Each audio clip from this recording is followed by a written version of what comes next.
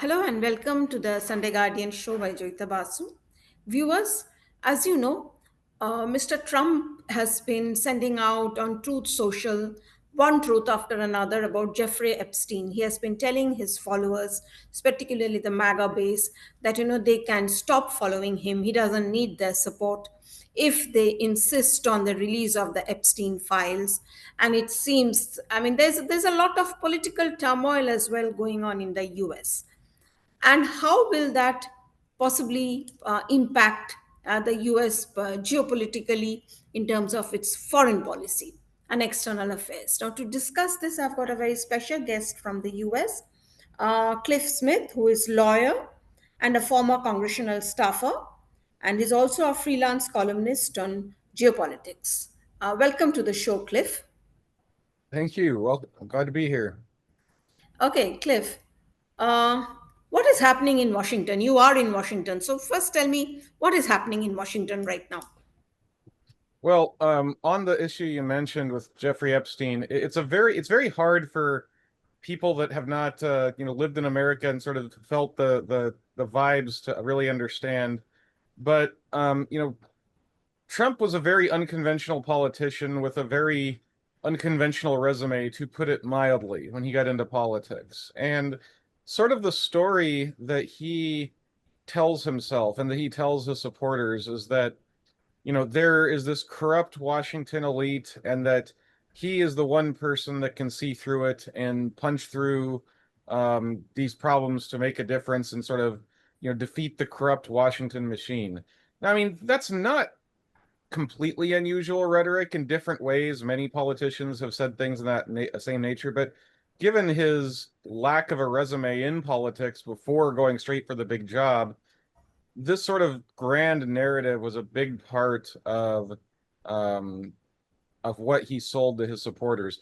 And no, there's different versions of this, right? There's more moderate versions that merely think that, you have a intransigent bureaucracy that doesn't want to do the right thing and that makes things difficult, and you have permanent power players that don't know what they're doing. And there's kind of a soft version of this that, might even have some relevance to it, might even have some truth. There's a more extreme and significantly less plausible version that basically says, everybody that's been running Washington for all these years are, literally criminals. You have these pedophile rings of powerful men that are, making big decisions for the rest of the country, and that this is sort of what's going on, and this is why you need this, the true outsider like Donald Trump to fix things. Um, Epstein is an almost perfect example of this sort of thinking. He is the avatar for the people that think like this. And so when you shatter that notion that he might be Trump might be the person to solve this, when you have the most egregious person, the person that everybody knows actually is exactly what this sort of narrative implies, and that everybody knows it, and that you're unwilling to, from their point of view, sort of spill the beans about everything he was ever done, somehow that this is really this cabal being protected, because this is what they've told themselves, that this cabal is being protected. This would basically imply that maybe basically that even that Trump's in on it or something like this. Now, let me be clear. I think all this is nonsense. I think that, sure, there are bad people in the Washington elite. There are all kinds of, there's in any kind of community, you're going to find bad actors. Jeffrey Epstein was clearly a horrifying person. I'm not saying he didn't have some relationships with powerful people. I'm not even saying that some of them, did not have, um, big problems. What I am saying is that I do not think that Washington in total is like this. But to the people that were the hardcore Trump supporters, this is something they have trouble getting off of. And the fact that, for example, the Wall Street Journal is coming up with ties to Jeffrey Epstein by Donald Trump, something that, frankly, casual observers, if they really wanted to look at, already knew. They've just sort of filled in the details. Um, you know, it's illusion shattering for a non-trivial and very loud part of his base. And so the question, it seems to me, is how much is that going to impact a lot of other things that's going on around Washington and his support over the next 3+ years while he's president. That's an open question. He has disappointed his base in different ways a number of times before, and frankly, they've just sort of laughed it off. There does seem to be a difference this time. Um, we don't know. How is it? How is it different? Well, I mean, again, it's like I kind of said, it is different because it seems to go to the core of what the loudest and frankly most deluded part of his base believed, his biggest, most irrational fans believed. And so and also Donald Trump is a lame duck. He's not going to run for president again, regardless of what he says. And so the next person is not going to be Donald Trump. It's going to be JD Vance or Marco Rubio or whoever else it might be in the Republican side, and God knows who on the Democratic side. So, in other words, um, there's limited things you can gain by continuing to support Trump endlessly, and so um, that maybe directly, maybe indirectly, could also play into his base's thinking on this. And when I say his base, keep in mind there's kind of two parts of this. There's the everyday hardcore fans, if you were, someone in, somewhere in Arizona or somewhere in Nebraska or New York. Then there's sort of the influencers that are in that area, someone like Charlie Kirk or Matt Walsh. They're podcasters and show hosts and organizers have been sort of that has sort of fueled this fire. And you know, some of them might turn around because they think that they're going to lose their jobs or lose their influence. But of course, there's an opposite problem. It's also possible that people will just not listen to them either because they're so bought into this narrative. I don't know. That remains to be seen. So, is there a possibility that Donald Trump is actually mentioned in the Epstein files, and that is the reason why there was this, declaration that suddenly that there is no Epstein file, there's no Epstein list. Yeah, I have no. I mean, it's possible. Whether it's true or not, I have no idea. I mean, it was not secret to anybody that wanted to look that Donald Trump and Jeffrey Epstein had traveled in the same circles. But of course, that's also true of Bill Clinton. Is it possible he was named in it? Yeah, it's possible. But I wouldn't take that for granted. I think that there could be 100 reasons. There could be reasons that nobody would even think about. He was a very shadowy man with a bunch of very strange connections. And I just don't know. I wouldn't assume it, but you couldn't rule it out. Yeah, okay. Now, what made Donald Trump, I mean, given the kind of hold he has on MAGA, or rather how dependent he is on the MAGA base, I mean, what made him think and say that, I don't need your support, that you should move on and all? Whether it is true or not, that is not what I'm talking about. Is he taking Mhm. his support for granted? Is he so confident? Well, I mean, you got to remember, this is a guy that, once said that he could shoot someone in the middle of Fifth Avenue and not lose any votes. So, it's not new, him thinking he can take his biggest supporters for granted. And so I wouldn't be completely shocked if he still thinks that. And frankly, he's gotten away with it before. I mean, everybody, including myself, thought that he had no political future after January 6th. And he still did. I personally think he probably shouldn't have had a future after January 6th, but he did. And so it's not like he hasn't been through crises before that he has managed to somehow just almost ignore and walk right past. The question is this one different? I can say to a lot of people it feels different. But of course, he doesn't need them anymore in one sense. I mean, he's gonna be president for 3 years, barring something truly catastrophic. And you know, who knows? I mean, he'll, that if that's what he's looking towards, maybe he simply doesn't care anymore. Now, Well, would it stymie his agenda in Congress? Sure, but that's always sort of been tangential to him, in my opinion. I mean, he has not always made it easy for his party to control Congress. He's intentionally undermined members of his own party when it displeased his interests in other senses. And so I don't think that his congressional agenda is necessarily at the top of his mind.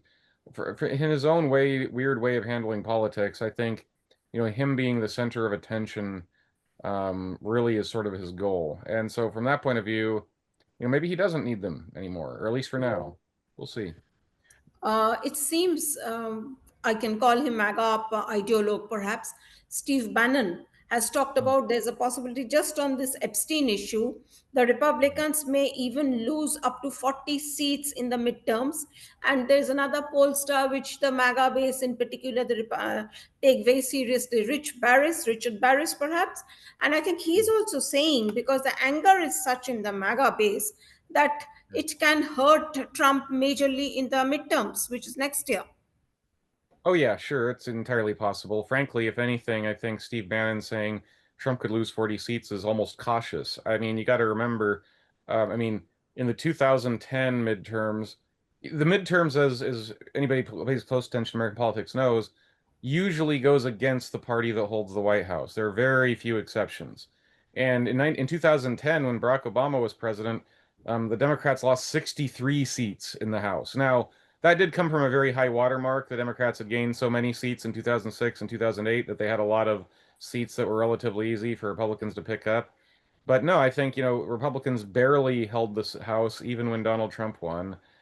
They have not pursued a particularly popular agenda, nor have they been particularly well functioning, I should say, um, so far and during his presidency. So I would consider it relatively normal for them to lose 25 seats, let's say. Saying they will lose 40, I mean, it's not that big of a stretch. All you'd need is a bump. Surely this could create such a bump. So does that make turn him into a lame duck president? Because you already used that term once, by the way, just Yeah. before this I question. mean, he's the lame duck president in the sense that he's not going to run again, right? So the only question is what his influence in Congress will be. I think he'll still have it. I think even in spite of the fact that he also, I think very unwisely, chased Senator Tillis out of running for re-election in North Carolina, who was, a Republican, but was perhaps not always on board with Trump. I think that was a huge mistake. It's a huge opportunity for the Democrats. Even saying that, I don't think he's going to lose control of the Senate. And so he'll still have a lot of influence in Congress, but it will slowly start to wane. It won't be like it was, the first 6 months of his presidency. It won't be like it was, during the first term of his presidency. It won't even be like it was when Joe Biden was president and it looked like Trump might run again. It will slowly be different.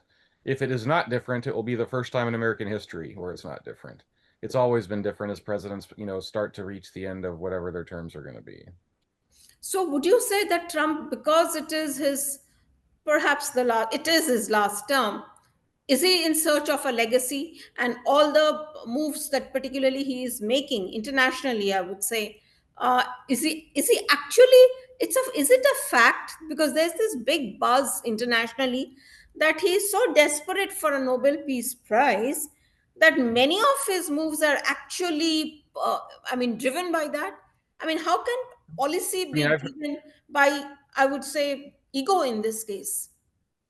I mean, obviously that's something a lot of people have speculated on, and he's talked about the Nobel Peace Prize in public, usually by way of sort of taking the Eminem school, if the American rapper, by saying he doesn't want it. But yeah, he probably does. I think that look, it is not an unusual opinion that Donald Trump is driven more by ego than perhaps any modern American president. And so it wouldn't be shocking if that was something he was chasing.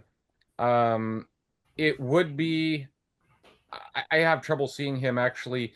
Well, I think there's more going into it. Is that something that's going on in his mind? Surely. And I do think he'd like a legacy. I think that he's worried about threats to his legacy.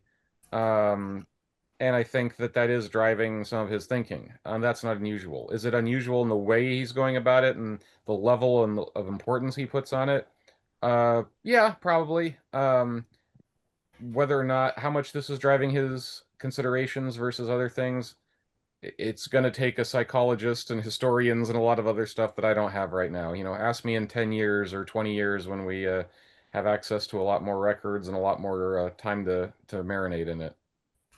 Yeah, so when it comes to what is this big face off, literally almost like that, of course, on X, that they had over this big beautiful bill that he's been talking about, and Elon Musk. I mean, that was absolutely a huge fight. Yeah, the only person with an ego roughly equal to Donald Trump's is probably Elon Musk. So when you get two people like that with a lot of power in a room, it's gonna get messy. Musk, I think, probably knows less about government and politics than he thinks he does, and I think that he, thought things should be done a certain way and that you could reach a certain level of savings and all that using his methods. I'm quite certain he's wrong about that, frankly. But there's also a separate sort of elephant in the room on this issue, and that is that supposedly, Doge and, this big, beautiful bill was about, reforming taxes and getting, these other policies that you were allowed to get through spending packages through Congress, but also supposedly to, cut government waste. The problem is, cutting government waste is a classic trope of politicians trying to get easy votes, and everybody wants to cut waste. The problem is, barring a few truly egregious situations, which you'll always find from time to time, nobody really agrees on what waste is. And so it's very hard to cut waste because, one person's waste is another person's vital spending program, on not always, but often.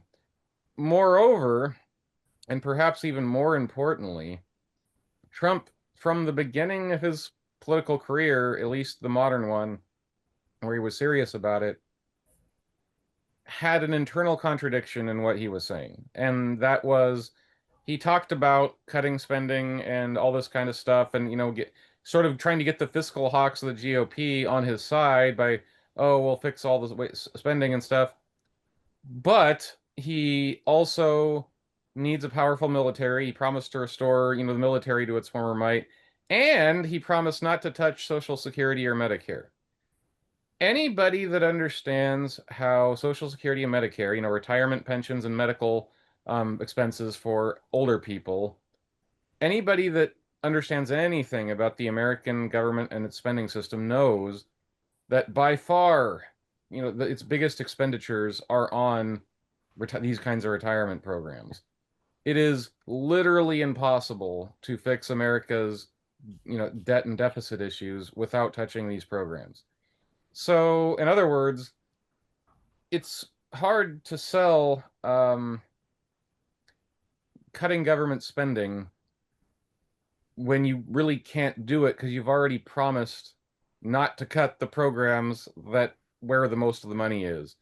And so you're stuck doing it with very little. And so Musk apparently thought you could do it some other way, which wasn't possible. It isn't ever going to be possible, barring some sort of catastrophic demographic change. And so, you had this big brouhaha. Nonetheless, because they loaded up so much stuff into this bill, frankly, I don't even know half of it. They spent months putting everything they thought they could get through the parliamentarian into one bill. There was just enough momentum and enough people weren't willing to stand in the way of Trump getting what will almost certainly be the only major bill to get through in his term. And this is why, given the narrowness of the congressional majority on the House side and not overwhelming majorities in the Senate, this was their one chance, and so it got through. I'm far from an expert on the Medicaid changes it made and some of the other more controversial elements that were in the bill. We'll see what the consequences are.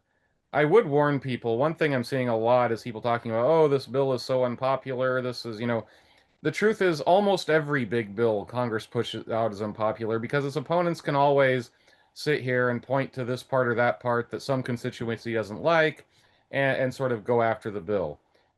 I don't think that the bill being unpopular in and of itself is the problem. The issue will be sort of what the effects are. If it is creating problems in America, if someone in rural Tennessee isn't getting health care because of the Medicaid changes, for example. What If kind of changes have been brought in for Medicaid? I am not deep on those issues. I know that the way they've adjusted the spending formulas and the way that they've changed work requirements has caused people in rural areas to think it could impact the health of sort of the rural healthcare system. Um, and so if that could prove to be true and that actually hurts people, that could matter. But, unlike, say, Obamacare, which actually did really cost Barack Obama in the midterms in a real heavy way, and it was very unpopular. It proved to be more popular later, but at the time was very unpopular. This isn't something that tackles one problem in a really big way that everybody knows and remembers, and it's so diffuse that I have trouble believing the unpopularity of the bill itself is going to be the issue. The issue is going to be how it impacts people, and it'll be other things that you're not probably thinking of right now. On the whole, otherwise, how are Trump's policies, domestic policies, of course, being regarded by by Americans in general? Say, for example, his anti-immigration posture that he has been taking, anti-immigration position, and other things that really directly affect people, Yeah, particularly immigration, I think immigration is one of the illegal saddest. immigration. Hmm. Yeah, of course. Well, it isn't just illegal. See, that's kind of the tricky part of it. There has been a lot of moves on illegal immigration, sure. There's also been attempts to deport legal immigrants for various reasons that would not have been considered before. Trump clearly, and Stephen Miller, one of his advisors, has been pretty open about this, that he basically thinks there should be less foreigners here, and he doesn't really care how you get it done. And so um, the immigration is one of the saddest issues in America because I think there is a huge um, agreement in the broad middle of America on what should be done, and there is huge disagreement between sort of the loudest fans and the most hardcore base of both parties. Biden watched huge amounts of illegal immigrants surge across the border and basically did nothing. And basically said, oh, and just let them all claim asylum with, very little else. And he did that for 3 years. He finally turned around in the last year, but he did that for basically 3 years. People did not like it. They did not like law breaking. They did not like completely uncontrolled flow of migrants. They did not like the potential national security threats. They did not like the economic impact. And they didn't like that it seemed like Biden was asleep at the wheel and allowing it. It was a catastrophic political mistake by the Biden administration. And it probably cost Kamala Harris a good chance at the presidency. Trump came in thinking that either because of his own instincts or just, in terms of on immigration or just his own political instincts or both, that essentially, if that was unpopular, we should do the opposite and basically deport anyone we think we can get away with deporting and, go after, he talks about illegal alien criminals and then he talks about, you see ICE going to Home Depot parking lots to pick up migrants that are, asking to work on hanging drywall. People that hang drywall usually aren't the big criminals. And um, that has seen an equal but opposite backlash. I'd have to go look at it. There was a poll just done yesterday that basically showed, people that thought we had too much immigration had fallen from like 30, excuse me, 55% to 30% over the past few months. And you asked whether immigration was good for the country. It had flipped massively to being 80% said it was good for the country and only 20% said it was bad.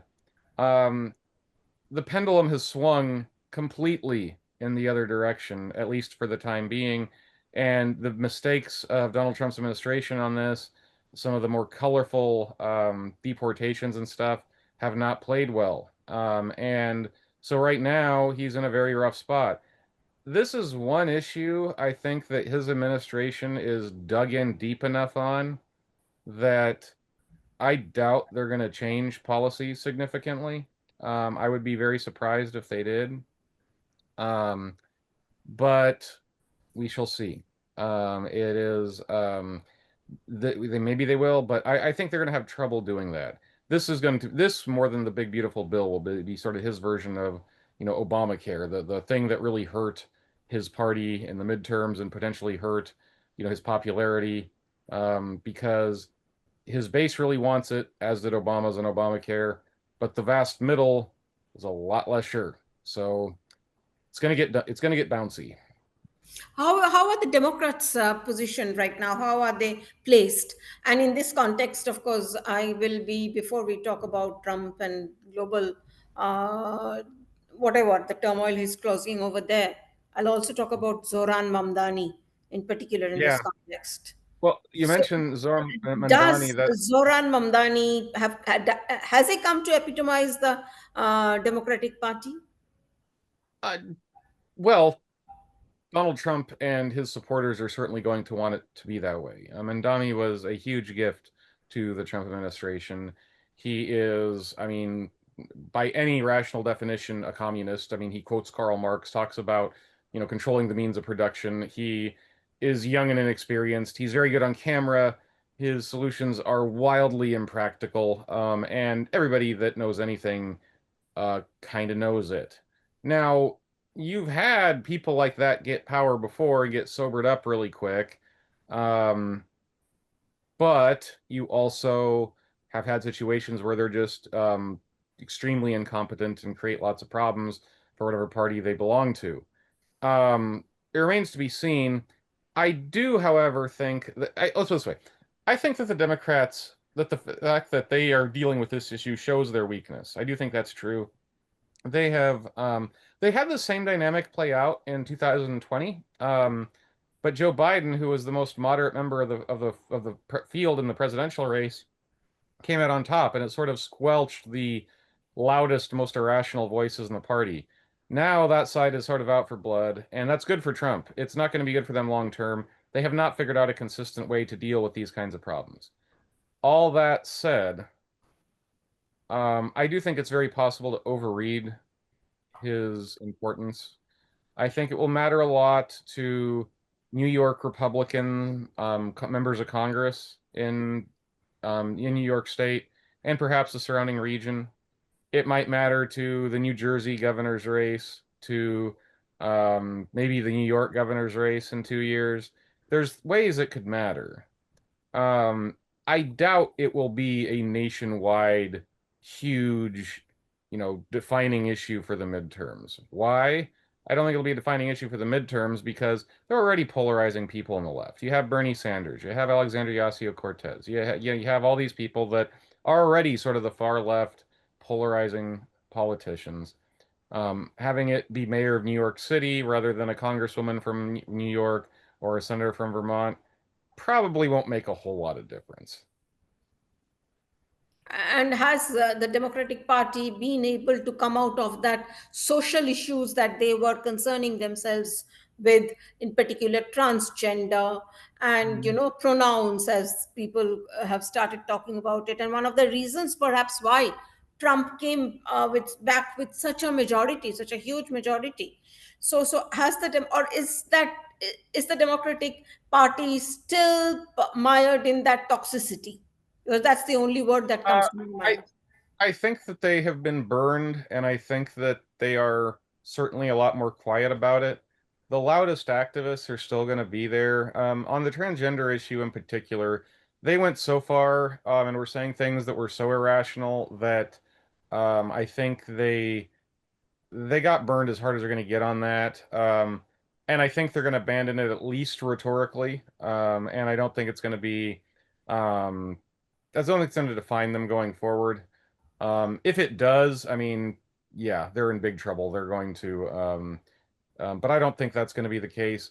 That said, they still are being run in large part, ironically, by sort of, elites, for lack of a better word, by college professors, by businessmen in the in certain parts of the country that have very different sort of cultural zeitgeist than your average person in Ohio or Nebraska or even Bakersfield, California, for that matter. And those are some of the most prominent people in the party. They're the fundraisers, they are the media personalities, they are the consultants, and that's a tension they have not entirely resolved. And what's more, they don't have a natural leader. There is not an obvious person to take them forward into 2028. That said, there's lots of time. And they have lots of younger faces that could make a break. If you'd asked me this, 6 months into 2005, I mean, Barack Obama was a, unusual political talent, and people recognized it even when he first ran for Senate. But if you said that it was, likely that he was going to sweep in with a huge majority, just a few years later, like he did, most people wouldn't have believed it. So there's plenty of time. Yeah. Okay. Now, Cliff, tell us a little bit about uh, what is driving Trump's tariff policy. I mean, the whole world is. I mean, I know it's Uh, crazy to I everybody. wish, It's I crazy. think, I think if I could explain to you that, I would be an extremely rich man because get consulting fees from everybody on on the planet. I would literally probably be the richest man in the world. That said, Trump has is a showman before he is anything else, and he has held very few beliefs consistently. One of the few beliefs he has had very consistently is that basically tariffs are good for America. We can use them both to gain more tax revenue and to shield our local industries from unfair competition, unfair in air quotes, I suppose. Um, and he has been unwavering on that since he started uttering things in public around the late 80s, early 90s. He has said that again and again and again and again, and very rarely wavered. Again, there's an internal contradiction. You can get a lot of money from tariffs, or you can protect your domestic industry. You can't do both. And yet he keeps insisting you can do both. So I don't know. I think that part of him may embrace sort of the madman theory to get people to get good deals if you're, trying to do something crazily, suicidally crazy that maybe will get them to back off. Maybe some of him thinks that. Some of that I think is almost pre-rational. He has decided that this is his big issue. The US system, frankly, gives him more unilateral authority in this area than it should, and some of the details of that are still being um, fought out in the courts, but at least he has at least more power than he unilateral power on this issue than he does on most others. And so he's just sort of likes playing with it. Um, how long will it last? Does he have a specific end goal in mind? I kind of doubt it. We'll see. I mean, the one thing that spooked him was when, Liberation Day came and he raised all these crazy amounts of tariffs a few months ago. I mean, basically, his own Secretary of the Treasury had to say, the bond market is about to completely tank, which will wreck your economy. And I do think he is genuinely afraid of, a Herbert Hoover-like, depression happening under his watch. And I think he will avoid that if at all possible. And so my guess is he's going to continue to sort of, whipsaw people with tariffs. Whether there's going to be some grand plan or grand accomplishments, that I'm a lot less sanguine about. Yeah. Now, actually, we are approaching towards the end of the program. The last question is about India and Pakistan in particular. I mean, Mm-hmm. Mr. Trump has suddenly decided that Pakistan and India, they can be hyphenated and they are kind of equal. And his Mm-hmm. sudden love for Pakistan is, I mean, bothering a lot of people in India. And I'm going to say it.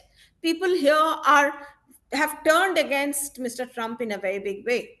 So, Mm-hmm. does Yeah. he realize that he's alienating a large section of policymakers and I would say the public as well in India? Uh, I doubt it. Um, that You doubt said, in the I sense he do doubt doesn't it. understand. I do not think he understands. I I will say. As someone that thinks that the U.S. should distance itself from Pakistan and should be closer to India, I want to be very clear about my opinion on that. I'm not sure the kinds of things Trump is doing or saying is wildly out of step with what most other presidents have done. In my view, and I actually have written an article to this effect that should be coming out, hopefully in National Review, fairly shortly. But um, while the US and India are natural allies and have similar values, we also have this historic relationship with each other's, some of our worst rivals, India with Russia, the US with Pakistan. And we've always both believed that we can sort of have good relations with the other without distancing ourselves from the historic friendship we had with each other's rivals. Again, Russia and Pakistan. Um, I don't know that it's true. So I mean, at minimum, it makes it much harder. And every president, George, H.W. Bush, Bill Clinton, George Bush, Barack Obama, Donald Trump, the first term, and Joe Biden, all wanted to get along with Pakistan and not distance themselves from Pakistan, all while trying to get closer to India. And they've done it to some degree. However, it's always going to be a sticking point. And yeah, having Munir, over to the White House for lunch and not thinking it's any big deal, um, it's showier. Again, Trump does everything showier, but it's not substantively that much different. I think that's unfortunate because I think Pakistan is not a great ally. I think they create far more problems for us than they solve, and I think our values and interests in the long run are with India. I do know Trump likes Indians. He liked Howdy Modi a few years ago. He likes that part of the population in America, the diaspora there. Does he really understand the consequences of some of the things he's doing in the showiest way he's doing? I doubt it. Then again, he's turned around before, and we'll see. Okay, that was interesting. Cliff, thank you for being on the show. We will get back again, have another maybe podcast or whenever you are in India, of course. We should do it in the Okay. studio. But Okay. let's see how things go, and then we will have one more discussion later. Thanks, Joyita. Thank you. Thank you, viewers, for watching. Until the next time.